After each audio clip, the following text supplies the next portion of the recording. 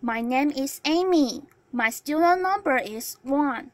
The title is A Boat Carrying 500 Refugees Sank at Sea, The Story of Two Survivors. I'm a freshman at NCUE. Every day, I listen to harrowing stories of people fleeing for their lives across dangerous borders and unfriendly seas.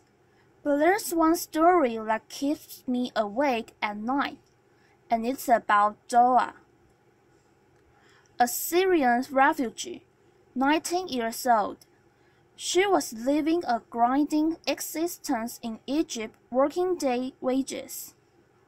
Her dad was constantly thinking of his thriving business back in Syria that had been blown to pieces by a bomb. And the war that drove them there was still raging in its fourth year. And the community that once welcomed them there had become weary of them. And one day, men on motorcycles tried to kidnap her. Once an aspiring student, thinking only for her future. Now she was scared all the time. But she was also full of hope, because she was in love with a fellow Syrian refugee named Bassem.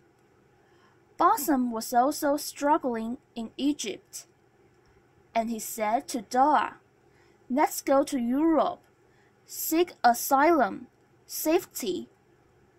I will work, you can study, the promise of a new life." And he asked her father for her hand in marriage. But they knew to get to Europe, they had to risk their lives, traveling across the Mediterranean Sea, putting their hands in smugglers, notorious for their cruelty. And Doa was terrified of the water. She also had been. She never learned to swim. It was August that year, and already 2,000 people had died trying to cross the Mediterranean. But Doa knew of a friend who had made it all the way to northern Europe, and she thought, maybe we can too.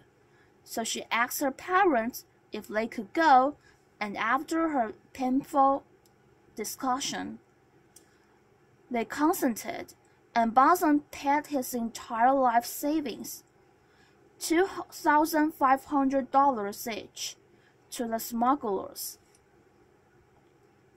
It was a Saturday morning when the call came, and they were taken by bus to a beach. Hundreds of people on the beach. They were taken then by small boats onto an old fishing boat. 500 of them crammed onto the boat, 300 below, 500 above. There were Syrians, Palestinians, Africans, Muslims, and Christians. 100 children, including Sandra, little Sandra, 6 years old, and Masa, 18 months. There were families on that boat, crammed together shoulder to shoulder, feet to feet. Doa was sitting with her legs crammed onto her chest, Bassem holding her hand. They too on the water. They were sick with worry and sick to their stomachs from the rough sea. Day 3. Doa had a premonition, and she said to Bassem, "I fear we're not going to make it. I fear the boat is going to sink." And Bassem said to her, "Please be patient. We will make it to Sweden. We will get married, and we will have a future." Day 4. The passengers were getting agitated. They asked the captain, "When will we get there?" He told Lamb to shut up, and he insulted Lamb. He said, "In 16 hours we will reach the shores of Italy." They were weak and weary. Soon they saw a boat approach, a smaller boat. 10 men on board, who started shouting at Lamb, hurling insults, throwing sticks, asking Lamb to all disembark and get on this smaller, more unseaworthy boat. The parents were terrified for their children, and they collectively refused to disembark. So the boat sped away in anger, and a half an hour later came back and started deliberately ramming a hole in the side of Dora's boat, just below where she and Boson were sitting.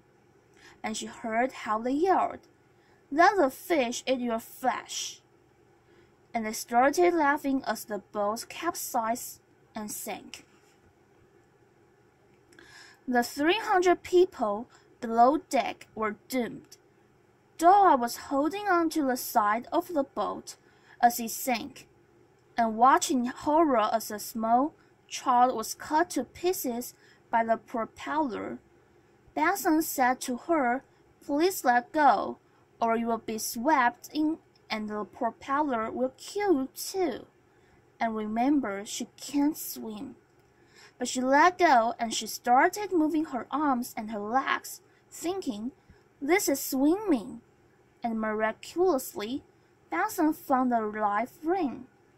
It was one of those child's rings that they used to play in swimming pools and on calm seas, and Dora climbed onto the ring, her arms and her legs dangling by the side.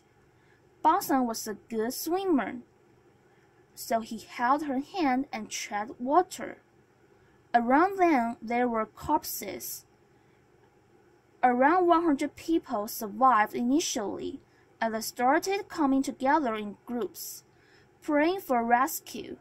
But when a day went by and no one came, some people gave up hope, and Dora and Boson watched as men in the distance took their life vests off and sank into the water.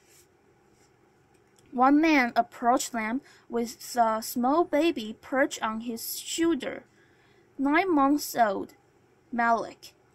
He was holding on to a gas canister to stay afloat, and he said to them, "I fear I am not going to survive. I'm too weak. I don't have the courage anymore." And he handed little Malik over to Boson and to Dora, and they perched her onto the life ring. So now there were 3, Dora, Boson, and little Malik. And let them take a pause in the story right here and ask the question, why do refugees like Dora take these kinds of risks? Millions of refugees are living in exile, in limbo. They're living in countries from a war that has been raging for 4 years. Even if they wanted to return, they can't. Their homes, their businesses, their towns, and their cities have been completely destroyed. This is a UNESCO World Heritage City, Homs, in Syria. So people continue to flee into neighboring countries, and we build refugee camps for them in the desert. Hundreds of thousands of people live in camps like this, and thousands more, millions, live in towns and cities. And the communities, the neighboring countries that once welcomed them with open arms and hearts are overwhelmed. There are simply not enough schools, water systems, sanitation. Even rich European countries could never handle such an influx without massive investment. The Syria war has driven almost 4 million people over the borders, but over 7 million people are on the run inside the country. That means that over half the Syrian population has been forced to flee back to those neighboring countries hosting so many. They feel that the richer world has done too little to support them, and days have turned into months, months into years. A refugee's stay is supposed to be temporary. Back to Doa and Bunsen in the water. It was their second day, and Bunsen was getting very weak, and now it was Doa's turn to say to Bunsen, "My love, please hold on to hope. To our future, we will make it." And he said to her, "I'm sorry, my love, that I put you in this situation. I have never loved anyone as much as I love you." And he released himself into the water, and Doa watches the love of life drown before her eyes. Later that day, a mother came up to Doa with her small 18-month-old daughter, Masa. This was the little girl I showed you in the picture earlier, with the life vest. Her older sister Sandra had just drowned, and the mother knew she had to do everything in her power to save her daughter. And she said to Doa, "Please take this child, let her be part of you. I will not survive." And then she went away and drowned. So Doa, the 19-year-old refugee who was terrified of the water, who couldn't swim, found herself in charge of two little baby kids. And they were thirsty, and they were hungry, and they were agitated. And she tried her best to amuse them, to sing to them, to say words to them from the crown. Around them the bodies were bloating and turning black. The sun was blazing during the day. At night there was a cold moon and fog. It was very frightening. On the fourth day in the water, this is how Doa probably looked on the wing with her two children. A woman came on the first day and approached her and asked her to take another child, a little boy, just 4 years old. When Doa took the little boy and the mother drowned, she said to the sobbing child, "She just went away to find your water and food." But his heart soon stopped, and Doa had to release the little boy into the water.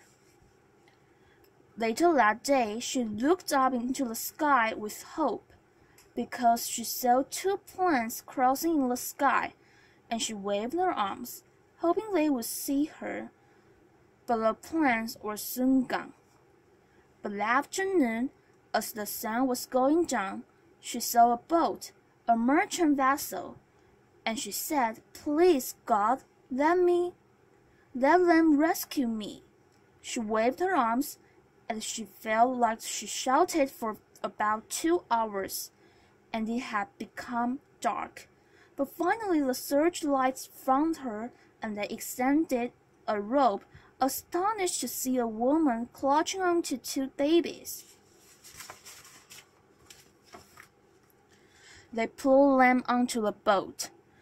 They got oxygen and blankets, and the Greek helicopter came to pick them up and take them to the island of Crete. But Doa looked down and asked, "What of Malik?" And they told her the little baby didn't survive. She drew her last breath in the boat's clinic. But Doa was sure that as they had been pulled up onto the rescue boat, the little baby girl had been smiling. Only 11 people survived that wreck. Of the 500, there was never an international investigation into what happened. There was some media report about mass murder at sea, a terrible tragedy, but that was only for 1 day, and then the news cycle moved on. Meanwhile, In a pediatric hospital on Crete, little Martha was on the edge of death. She was really dehydrated. Her kidneys were failing. Her glucose levels were dangerously low. The doctors did everything in their medical power to save them, and the Greek nurses never left her side, holding her, hugging her, saying her words. My colleagues also visited and said pretty words to her in Arabic. Amazingly, little Martha survived. And soon the Greek press started reporting about the miracle baby, who had survived 4 days in the water without food or any to drink, and offers to adopt her came from all over the country. And meanwhile, Doa was in another hospital on Crete, thin, dehydrated. An Egyptian family took her into their home as soon as she was released, and soon word went around about Doa's survival, and the phone number was published on Facebook. Messages started coming in. Doa, do you know what happened to my brother, my sister, my parents, my friend? Do you know if they survived? One of those messages said, I believe you saved my little niece, Martha. And it had this photo. This was from Martha's uncle, a Syrian refugee who had made it to Sweden with his family, and also Martha's older sister. Soon, we hope, Martha will be reunited with him in Sweden, and until then, she's being cared for in a beautiful orphanage in Athens. And Doa, well, word went around about her survival too, and the media wrote about this slight woman and couldn't imagine how she could survive all this time under such conditions in that sea and still save another life. The Academy of Athens, one of Greece's most prestigious institutions, gave her an award of bravery, and she deserves all that praise. And she deserves a second chance, but she wants to still go to Sweden. She wants to reunite with her family there. She wants to bring her mother and her father and her younger siblings away from Egypt there as well. And I believe she will succeed. She wants to become a lawyer or a politician or something that can help fight injustice. She is an extraordinary survivor. But I have to ask, what if she didn't have to take that risk? Why did she have to go through all that? Why wasn't there a legal way for her to study in Europe? Why couldn't Martha have taken an airplane to Sweden? Why couldn't Boson have found work? Why is there no massive resettlement program for Syrian refugees, the victims of the worst war of our times? The war did this for the Vietnamese in the 1970s. Why not now? Why is there so little investment in the neighboring countries hosting so many refugees? And why the root question is so little being done to stop the wars, the persecution, and the poverty that is driving so many people to the shores of Europe? Until these issues are resolved, people will continue to take to the seas and to seek safety and asylum. And what happens next? Well, this is largely Europe's choice, and I understand the public fears. People are worried about their security, their economies, the changes of culture, but is that more important than saving human lives?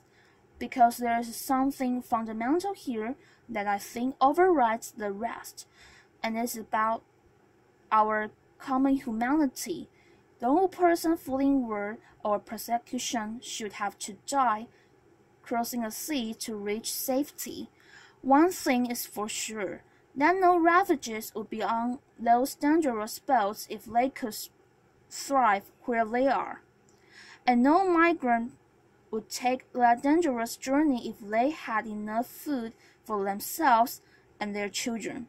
And no one would put their life savings in the hands of those notorious smugglers if there was a legal way to migrate. So on behalf of Little Massa and on behalf of Doha and of Basan and of those 500 people who drowned with them, can we make sure that they did not die in vain? Could we be inspired by what happened and take a stand for a world in which every life matters? Thank you.